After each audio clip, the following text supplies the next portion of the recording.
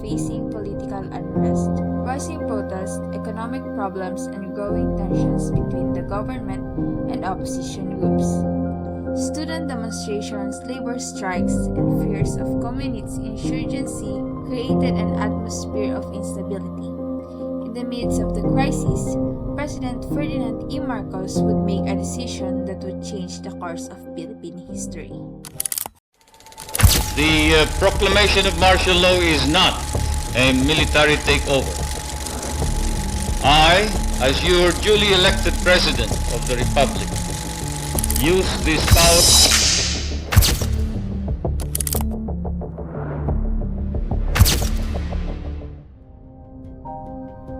On September 21, 1972, President Ferdinand E. Marcos declared martial law in the Philippines, a period that would reshape our nation's history for over a decade. In the name of national security, civil liberties were suspended, and democratic institutions were dismantled. Today, we explore the causes, events, and effects of martial law, how it began, how Filipino lived through it, and how it changed.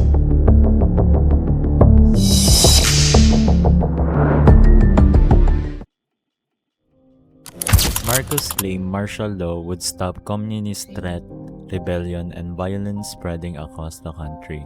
He argued it was necessary to protect peace and order. However, many historians argue that the political control was the real reason, to stay in power beyond constitutional limits. During the late 1960s and early 1970s, the Philippines was experiencing growing political unrest.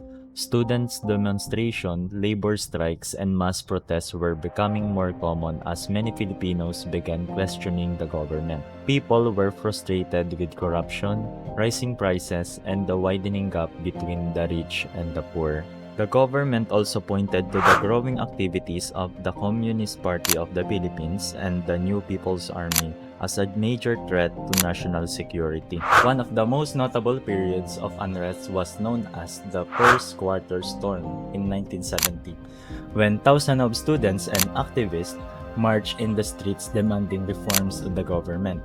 These protests often turned violent as the clashes between demonstrators and police forces intensified. The situation created a sense of instability that worried many citizens.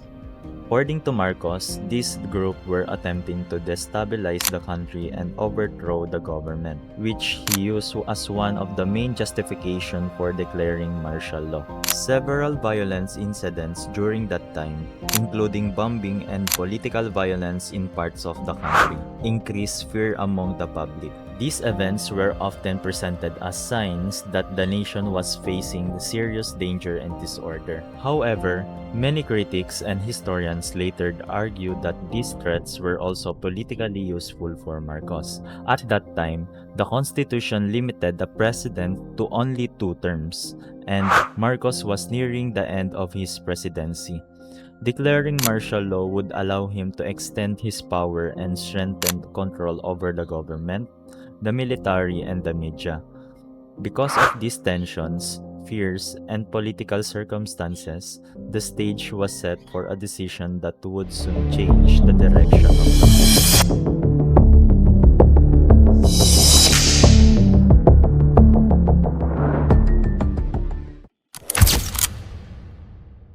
The proclamation of martial law is not a military takeover.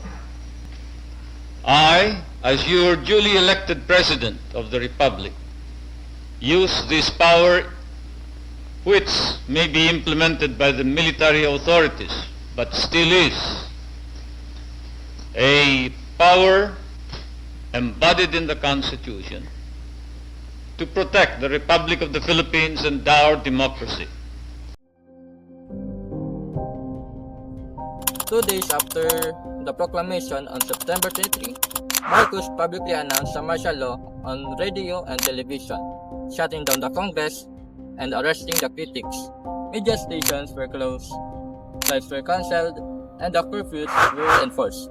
Many opposition leaders and activists were arrested immediately, including journalists and politicians. Basic rights like free speech and the assembly were restricted.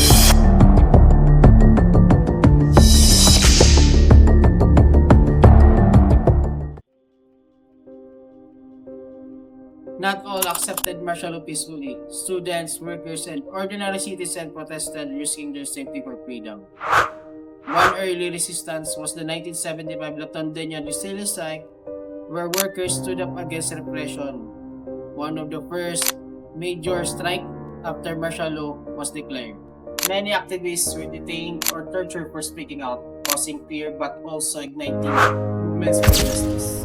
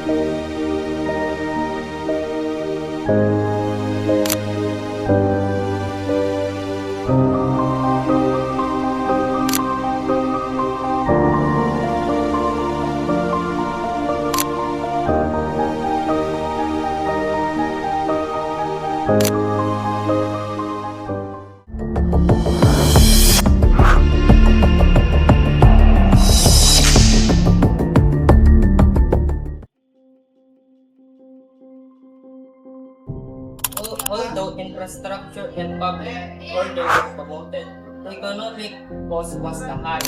The government borrowed the large sum of money, increasing the national debt dramatically. Corruption and chronic capitalism spread, benefiting only a small elites when ordinary citizens struggled. Human rights violations increased thousands of people were arrested, with trial, tortured, or disappeared. Families of victims are still seeking justice.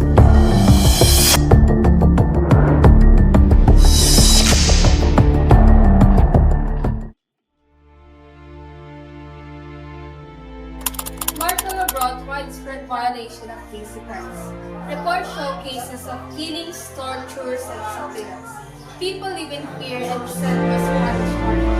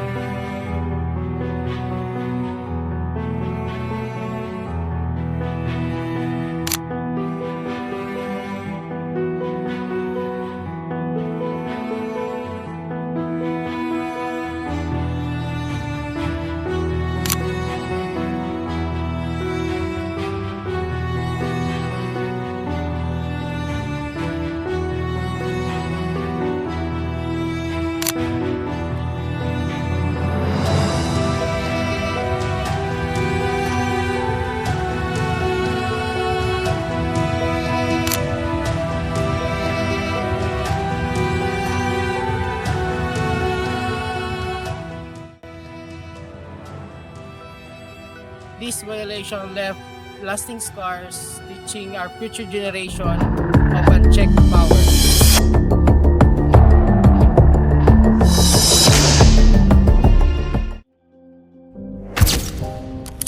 In 1983, opposition leader Benigno Ninoy Aquino Sr. was assassinated.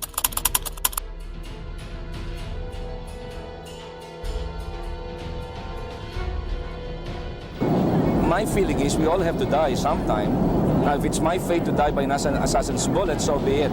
But I cannot be petrified by inaction or fear of assassination and therefore stay in a corner.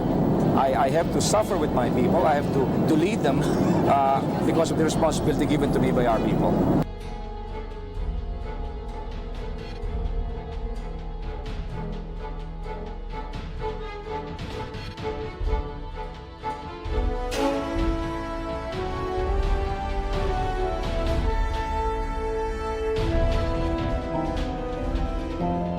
Fueling anger nationwide. Mass protests continued until February 1986, when millions of Filipinos gathered peacefully at EDSA, forming a powerful movement that finally ended Marcos' rule and restored democracy.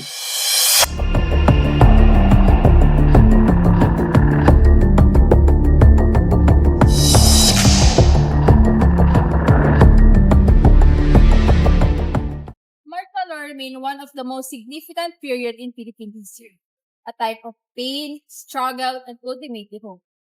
Understanding this history helps us protect our freedom today, ensuring that such power can never again override the voice of the people.